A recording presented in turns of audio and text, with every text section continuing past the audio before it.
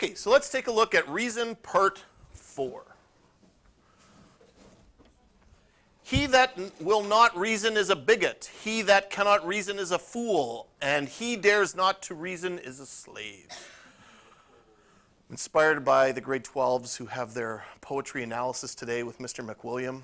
Okay, I've read a few poems about Mr. McWilliam, usually written on the teacher's bathroom wall, but I'm not going to go there today.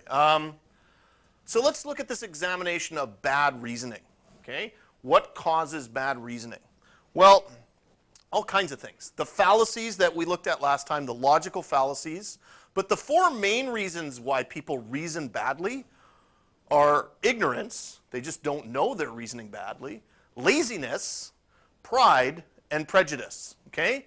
In many cases, we don't even know that we're reasoning badly. The logical fallacies, people think that they have a good argument when in fact they don't. And the other thing is we develop habits and become lazy and use things like confirmation bias to just keep pounding at it and saying, no, I'm right. I mean, I remember Mr. Evans, when he stood up, he couldn't believe that one thing could be brought on the ship and the other couldn't. He insisted, and I think Ainsley did too. She said, no, I should be able to bring that on the ship. But in reality, that's just because we had not sort of identified the fault in our reasoning. It might be psychologically easier to ignorantly hold on to simple beliefs than confidently deal with confusing details. Okay? The other thing is pride. Okay? When we think we have a position and someone tells us, no, your reasoning is off, that hurts our feelings. We have a pride, we become arrogant, we become insistent, and we really start to think that I'd rather win the argument than be right. I remember someone once telling me, I'd rather win the argument than be right. That is a matter of pride, and that leads to bad reasoning. The art of reasoning, okay, and logic itself, okay, can easily give way to rhetoric, okay, which is where you use language to persuade and influence the argument, okay? So whether your argument is something you believe in or whether your argument is something that is valid, you want to defend that, okay? So start off acknowledging these possible faults, okay? Start off acknowledging your prejudices. Start off acknowledging this, because if you don't, you will start to reason badly and you will start to rationalize your position, even though it might be wrong. So it is okay to give up your position if you use reason in the way that it should be used and not dig in with your argument style and try to be right even though your reasoning is wrong. Okay? Here's my quote from Gandhi. My aim is not to be consistent with my previous statements on any given question, but to be consistent with the truth as it may present itself to me at a given moment. Okay? So again, that's that idea that if it's true, I'll give up my position to stand by the truth rather than argue from a position of rationalizing a position that may in fact be wrong. Okay. So we'll pull this back to this idea of certainty. So we've now identified reason as a way to know things, that we can logically know things through reason itself. But how much certainty does that give? Well, I'm going to introduce something called the laws of identity to you guys. The laws of logic, so to speak. There are 3 of them. And they're all kind of versions of the same thing. But in the previous presentations, I've talked about inductive reasoning, deductive reasoning, and the logical fallacies or informal reasoning. And it all still comes back to truth, right? Whether or not we can apply this type of reasoning, does it give us a stretch towards whether or not something is true? Okay, so these are the 3 laws of thought that I was just mentioning, okay? To me, this is what reasoning comes down to. The first one is called the law of identity, and it's stated as follows. If A, then A, okay? In other words, if something is a banana, it's a banana, okay? Now, what I mean by this is, and I'm going to present the other ones to you, they're all kind of the same idea, is when we logically identify something, we are making a statement about it, Okay? The second law is the law of non-contradiction. Nothing can be both A and not A. Okay? So in other words, if I say this is a chair, it can't be both a chair and not a chair at the same time. Now, it can be a chair and a stool. That's not what I'm talking about here. What I'm talking about is basic laws of logic, that you can't hold, two things can't hold different positions simultaneously. It can't be a banana and not a banana at the same time. So if I hold up an orange, I can say it's not a banana. But I can't say it's an orange and not an orange, right? It's a very simple law of logic, okay? The third one, which also relates to this, is the law of the excluded middle. And here's the way I like to define that one. So let's say I have everything in the universe in this room right now. And I'm going to make some decisions right now.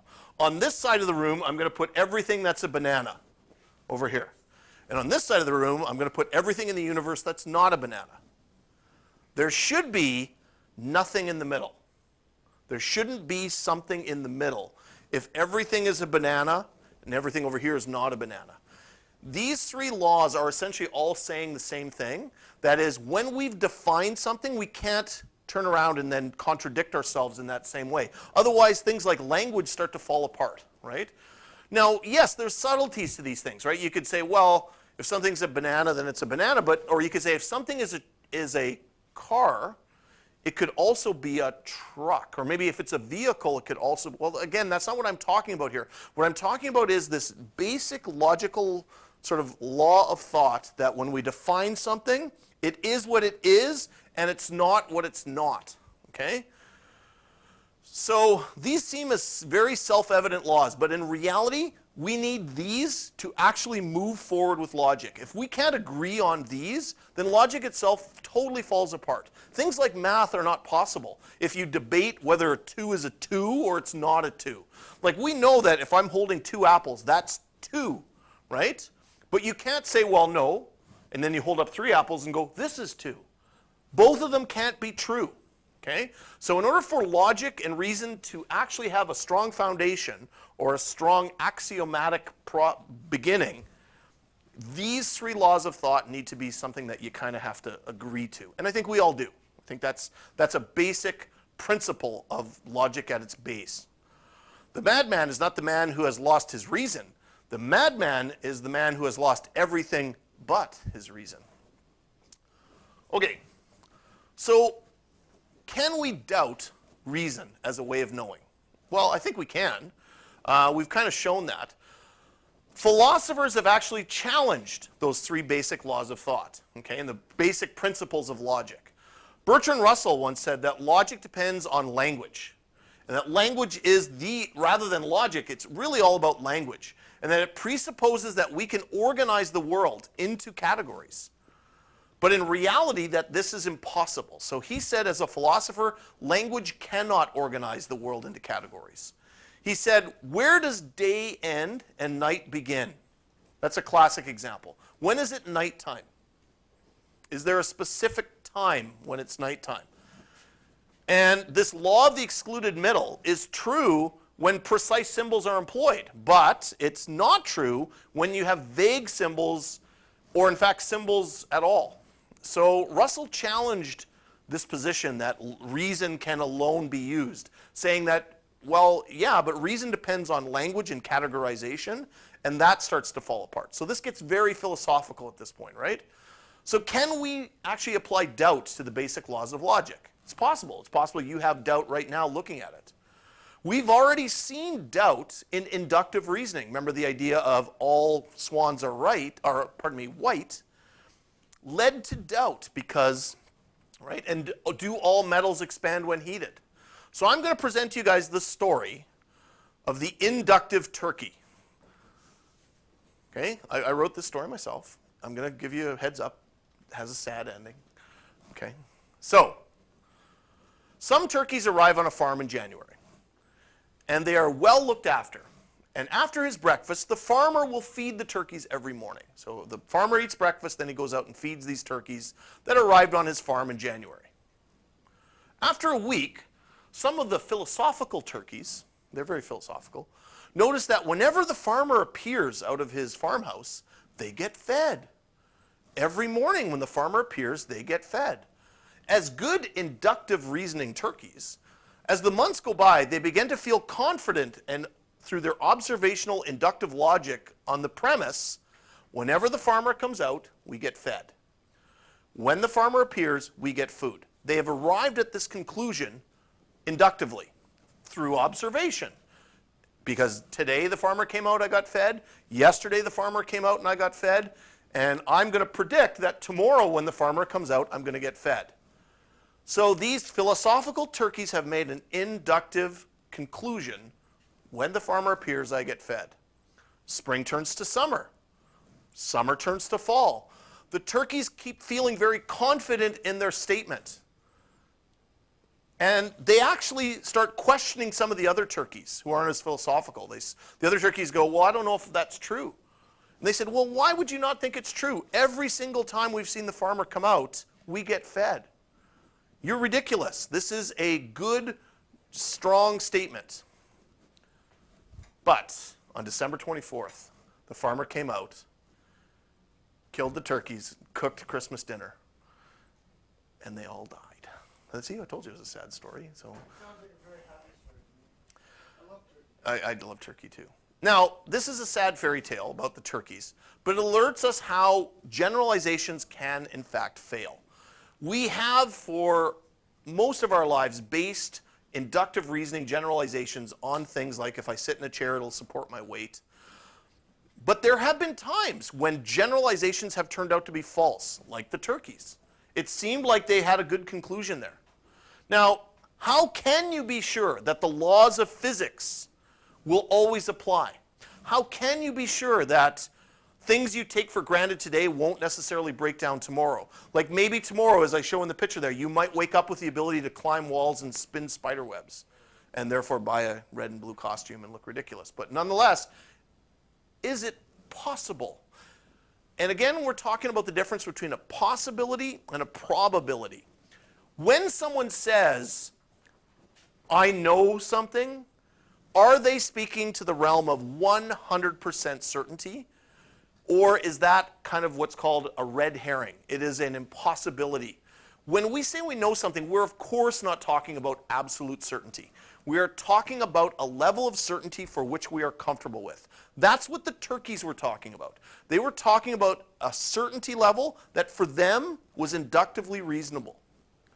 But there was that time when the farmer appeared that it wasn't that they were going to be fed, but that they were actually the food. So it is, again, I think in TOK sometimes students tend to think in these terms of absolutes, where, well, we can't know anything. That is a position that I don't want any of you to have, because that's a position of absolute certainty that I don't think we can hold. Okay. It is possible that our future will be like the past, right? Very often it is. On Monday, I predicted the laws of physics would hold up on Tuesday, and they did. On Tuesday, I predicted the laws of physics would hold up today, and they did, right? If I drop this remote, it will fall. And chances are I will predict that tomorrow, when I drop this for, say, the other TOK class, the laws of physics will hold up. There's huge amounts of evidence to support what I'm saying. That I say I know that gravity will exist tomorrow. Huge amounts of evidence.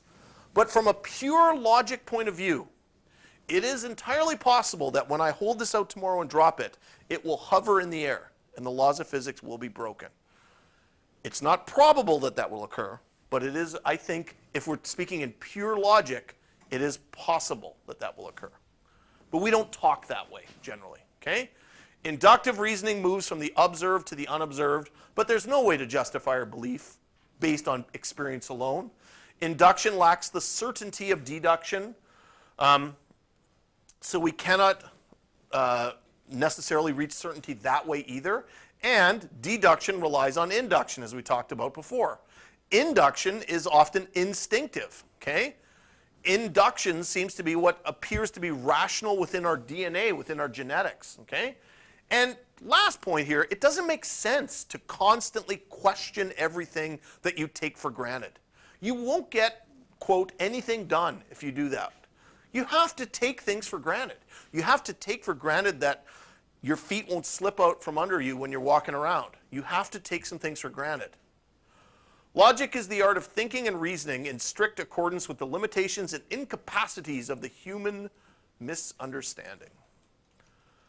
I want to wrap today with this idea of lateral thinking. Okay? Logic seems to lock you into something, but lateral thinking means to move around something. Okay? So we have these doubts about deduction, induction, but this leads to what I like to call the prism of consistency. Okay? Once you've taken a position on something, make a claim, I know blank, you might find it difficult to change your mind without running into that idea of pride again. So economist John Keyes retorted, he said, when I discover I am wrong, I change my mind. What do you do? And that's actually a really deep question. When you find out you're wrong, how do you react to that? Do you just accept that you're wrong? Do you try to prove the other person's wrong? Sometimes if we get trapped in this prism of consistency, we need to go a little bit outside of our normal sort of thinking, the so-called think outside the box scenario. Lateral thinking, again, means to move around, okay? So it kind of means, here's an analogy. Lateral thinking is described as digging the same hole deeper, which means if you're thinking normally, you just keep digging deeper to strengthen your position. But lateral thinking means try digging somewhere else, okay? So, and this was something that I think the video kind of said to you guys as well, that people were constantly trying to reaffirm their thought on what that sequence of numbers was. And what he said was, why not just give that up and just try some random sequence and see if that leads you to the conclusion of what the rule was, okay? So which do you think is easier? Having courage in your convictions, in other words, standing up for what you think is right, or having the courage to challenge what you think? You don't have to answer that. That's kind of a rhetorical question, but think about that for a second. Is it braver to stand behind what you believe, or is it braver to question what you believe? Both are a position of bravery. I think one might be more brave than the other. Okay. The whole point, can't rely on traditional logic. There has to be something more than reason and logic. Sometimes we have to be more creative in the way we approach knowledge. So we've begun with the rationalist position. René Descartes saying that reason is the way of knowing. All other ways of knowing rely on reason, okay? And that reason is the way we get closest to certainty. But, having now studied this reason for 4 periods, we now might have some doubt as to whether reason alone gives us this idea. So this will lead us into our other 3 ways of knowing, plus the other few that are new this year that I'm going to introduce to you guys as well at the end. Starting with sense perception, and then language and emotion. Okay, and that is it for reason.